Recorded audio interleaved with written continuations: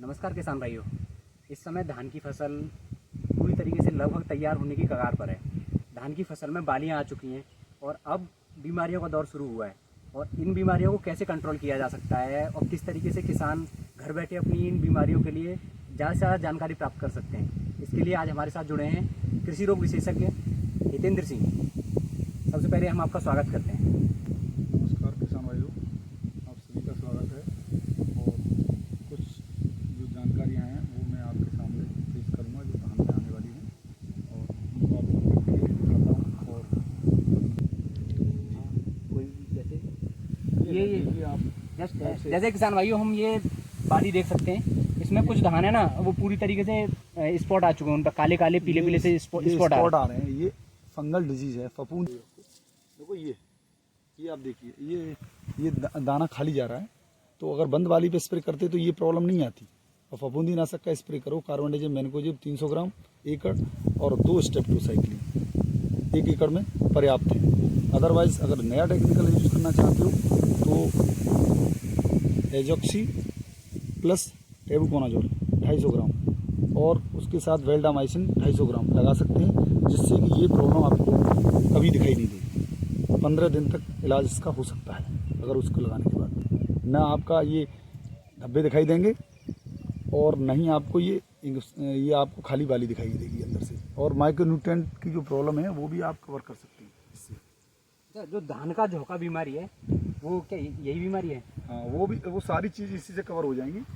जो seed blight है और आपका धान का झोंका है, ये जो मैंने टेक्निकल लिखा बाद वाला, इससे आप लगाओगे तो ये सारी चीज़ को कवर करेगा। यह एंटी फंगल फफूंदी नाशक तो अंतःप्रवाही और कॉन्टैक्ट दोनों कवर हो जाएंगे। और एक आभासी कंड नाम से भी बीमारी है, वो भी कवर होगी इसमें, क्योंकि ये एजॉक्सी और डाइफेनाकोनाजोल अभी लेटेस्ट में सबसे बढ़िया टेक्निकल है, बहुत अच्छा टेक्निकल है। और आप उसमें वेल्डामाइसिन लगा सकते हैं, क्योंकि एंटी फंगल के लिए बहुत अच्छा काम करता है। जो स्पॉट नहीं आने देगा, लाल धब्बे नहीं पड़ने देगा और न सफ़ेद बाली पड़ने देगा, निरोग रहेगा। मतलब फफूंदी नाशक के लिए सबसे अच्छा ऑप्शन है आपके पास। जैसा कि किसान भाइयों आप देख सकते हैं इस समय इस धान में कई ऐसी आपको बालियां मिल जाएंगी जो पूरी तरीके से सूख चुकी हैं। सामने ही कैमरा मैं अपने कैमरामैन से कहना चाहूँगा, एक बार थोड़ा दिखाएं, क्लोज करें। अजी इसके अलावा ना अभी धानों में ना बहुत सारी बीमारियां और चलेंगी, जैसे कीटों से रिलेटेड कीट आ जाते हैं। कुछ जूस पे जो इसमें दूध होता है धान का, उस धान के दूध को पी जाते हैं, या फिर कुछ ऐसे आते हैं जो पत्ते वगैरह काट देते हैं, बालियों को काट देते हैं। उनमें कुछ गर्दन तोड़ या जैसे हॉपर वगैरह जो बीमारियां होती हैं, उनके लिए किसान क्या कर सकते हैं? उसके लिए किसान ये कर सकते हैं, पहले एमीडा लगाते थे, 35% आता था, 29% एफएस में आता था, 70% एफएस में आता था। अब और लेटेस्ट आ गया है, आप 70% एमीडा वाला जो आ रहा है उसे यूज़ कर सकते हो। 10 चूसक उससे ख़त्म हो जाएंगे जो अभी बाल पर अटैक कर रहे हैं इस टाइम। और सुंडी के लिए जहाँ तक उपचार है, थायोक्लोजिम और प्लस लेमडा आ रहा है 9.5। इसका कॉम्बिनेशन का जो टेक्निकल आ रहा है 100 ml प्रति एकड़ के हिसाब से उसे यूज कर सकते हैं, जो आपके रस चूसक और सुंडी को दोनों को कवर करेगा। और रही बात बाद की, जब दाना पड़ता है बाली में, उस स्टेज पे अटैक होता है चूसक का, तो उस स्टेज पे आप ब्राउन प्लांट हॉपर यानी BPH के नाम से हॉपर आता है, उसके लिए आप 5-मेट्रिजन टेक्निकल आता है, वो सबसे लेटेस्ट वर्जन है, उसे यूज़ करेंगे आप 120 ग्राम प्रति एकड़ के हिसाब से, तो बहुत अच्छे रिजल्ट आएंगे और आपको कहीं भागने की कोई आवश्यकता नहीं पड़ेगी। तो जो गर्दन तोड़ है, गर्दन तोड़ बीमारी वो क्या है और उस तरीके से उसको किसान किस तरीके से उससे अपना उपचार कर सकते हैं? उससे उपचार करने के लिए आपको फफूंदी नाशक का इस्तेमाल करना पड़ेगा, क्योंकि जो फ्लेम्स होते हैं वो चौक हो जाते हैं। और फ्लेम्स चौक का सबसे बढ़िया आसान तरीका है आइसोप्रोथोलीन। ट्राईसाइक्लोजोल बेन हो चुका है, उसे न लगाएं किसान भाई, आइसोप्रोथोलीन लगाएं। आइसोप्रोथोलीन 200 ml प्रति एकड़ आप यूज़ कर सकते हैं। जैसा कि किसान भाइयों आप देख रहे हैं वीडियो में, आपको एक एक बाली दिखाई जा रही है, क्योंकि इस समय फसल का सही से उपचार नहीं किया गया तो आपकी पूरी करीब 4 से 5 महीने की पूरी मेहनत बर्बाद चली जाएगी। आपने फसल को कैसे कैसे बच्चे की तरह पाला है, अगर जिस तरीके से बच्चा बड़ा हो जाए, उसे अच्छी शिक्षा दी जाए, तो वो आप जिस तरीके से आपके लिए एक आउटपुट देता है उसी तरीके से फसल होती है। अगर फसल में आप पूरी फसल पाल रहे हो लेकिन अगर बाली पे अगर आपने अच्छा ट्रीटमेंट नहीं दिया तो आपकी पूरी फसल बर्बाद हो जाएगी, तो आपकी मेहनत का कोई फल नहीं रहेगा। आइए किसान भाइयों, इसके अलावा हम आपको कुछ पेड़ और दिखाते हैं जिनमें नीचे से कुछ बीमारियाँ आई हैं, उनके बारे में भी आपको बाबा जी से कुछ जानकारी मिलेगी।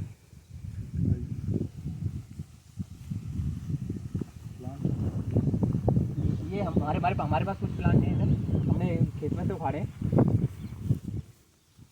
ये कुछ प्लांट है, ये प्लांट है जो जड़ में से ही हमें गला हुआ मिला है। पूरा पेड़ पूरी तरीके से गल चुका है और इसका ऊपर की बाली भी पूरी तरीके से बर्बाद हो चुकी है। ये इस टाइप के जो प्लांट हैं ये सब सीड बॉर्न डिसीज हैं, बीज जनित रोग हैं, जो कि आप बीज बोने से पहले जब नर्सरी तैयार करते हैं उससे पहले इनका बीज उपचार करें और बीज उपचार करने के बाद बोएं तो ये प्रॉब्लम आपको 60 से 70% नहीं आएगी, क्योंकि सीड ट्रीटमेंट ही इसका मेन उपचार है। बाद में उपचार करेंगे तो रोकथाम तो है, कंट्रोल नहीं, पूरी तरह कंट्रोल नहीं हो पाता है।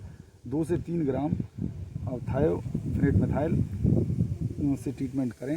1 किलो बीज के लिए 2 ग्राम दवा काफ़ी पर्याप्त है।